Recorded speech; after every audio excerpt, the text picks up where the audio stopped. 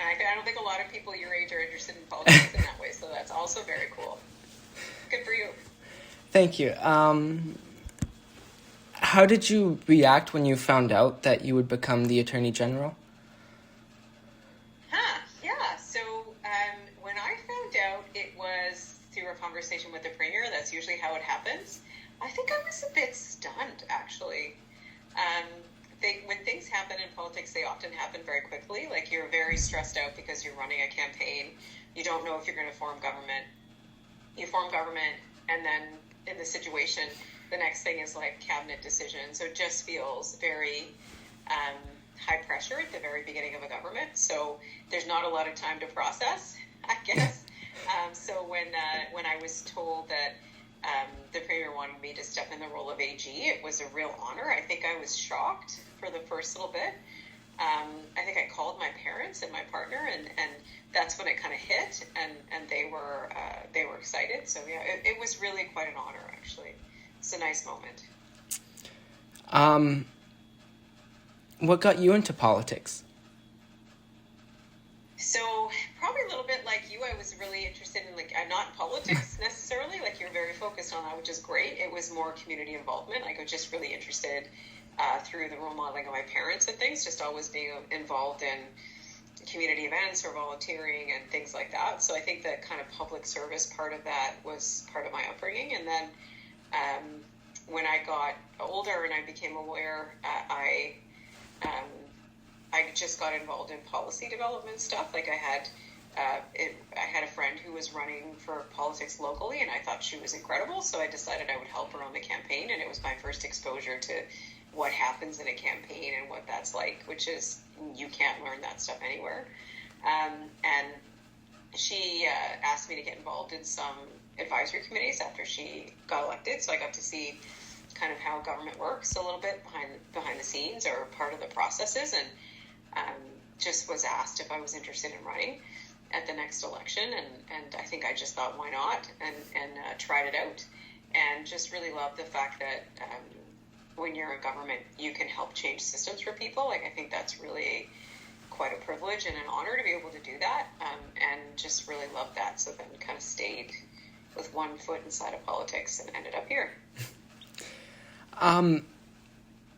From what, like, information you could give, what could DRIPA 2.0 look like in the fall session? You know what, I'm not really prejudging it right now. We're right in a process right now where a lot of people have presented their ideas, and we're listening to a lot of people to figure out how we solve what is a real problem, but also take all those ideas into a process that will land us somewhere. So I'm coming into it kind of with an open mind. So, you know, I think it'll be, first of all, it has to fix our challenge with the legal decision that came out, but also I think we need to really recommit to the work that we're doing and how it benefits people, and have a chance to bring everybody along with it. As Attorney General, what is the hardest part about the job?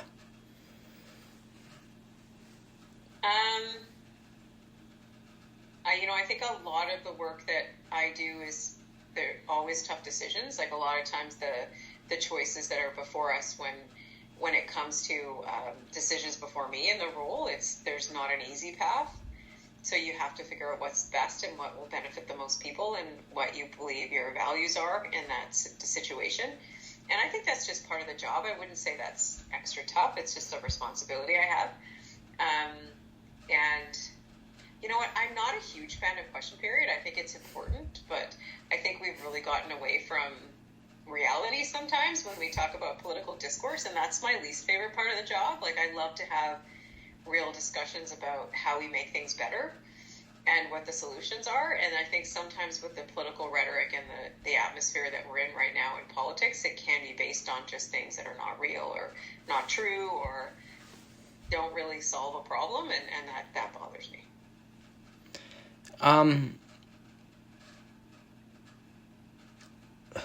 How did the Bill C9 update come about?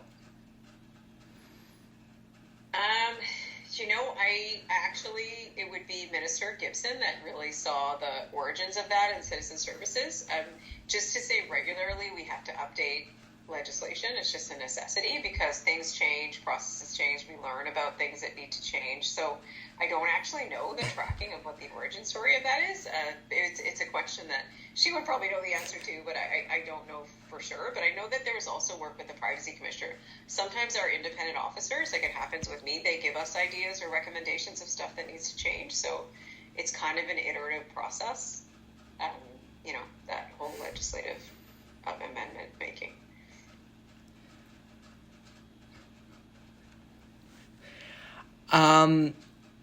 What does a normal day look like as Attorney General and Deputy Premier? Every day is so different. Like, we stayed up till 4 a.m. last night. So that's not a typical day, but it does happen. I find that when we're in session, you just have to expect the unexpected. Just be ready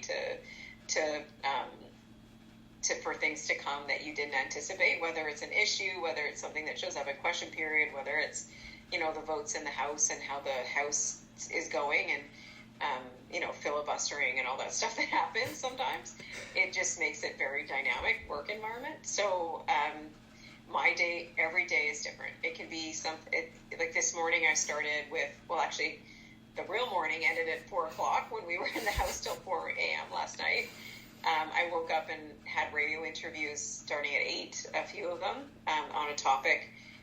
Went into question period, have had meetings ever since then of just different issues, either their minister briefings or their policy decisions or their stakeholder meetings, and then strategy sessions, those kind of things. And then part of the legislative process I have a role in, so anytime there's my legislation in the House, so I have to go and carry the bill. So, and then on Fridays when we're in session, usually it's my community office.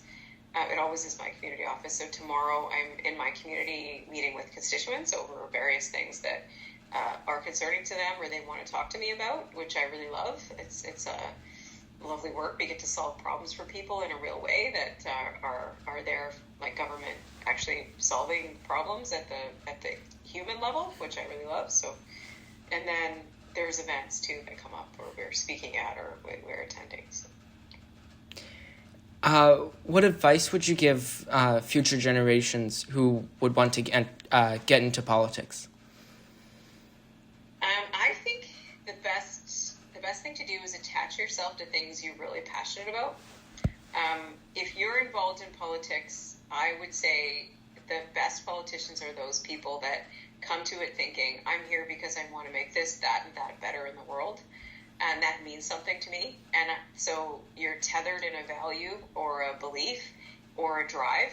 And also I would say life experience is so valuable. So the times that you're out there where you're volunteering in community groups or you're sitting on advisory committees, like if you're getting involved in government or how policy impacts people or how communities are feeling or hearing, you start to learn a lot. You learn a lot from listening and understanding other people and their challenges. And all of that is so valuable if you're a politician because you can come to it knowing how to solve problems through understanding lived experience that people are having.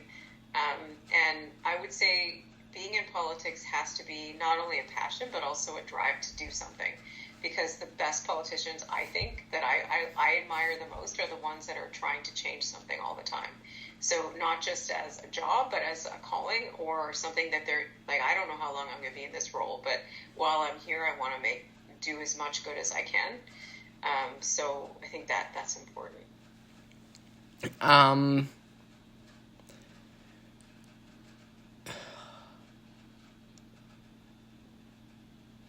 Could we see more treaties with First Nations come about before the fall session?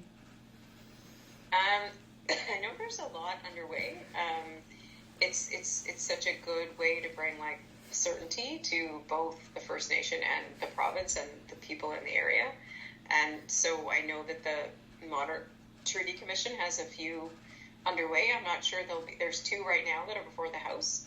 I'm not sure the exact status of when they'll be done because there's a lot of moving parts usually on them. But I know that there's more in the works, so they should be coming up soon. So yeah, lots of work underway on that.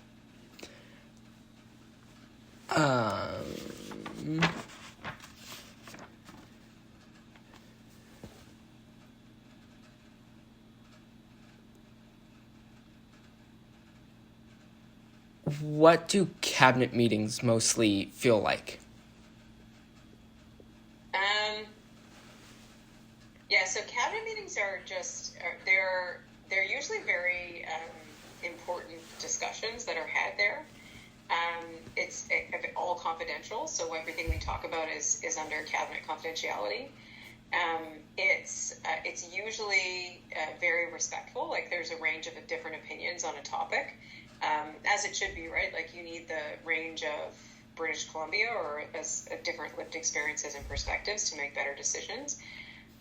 I find that we're very collegial, and oftentimes at the cabinet level, bringing together the different levels or different perspectives is how you get to more complete or full solutions. And you're always going to have challenging discussions. So.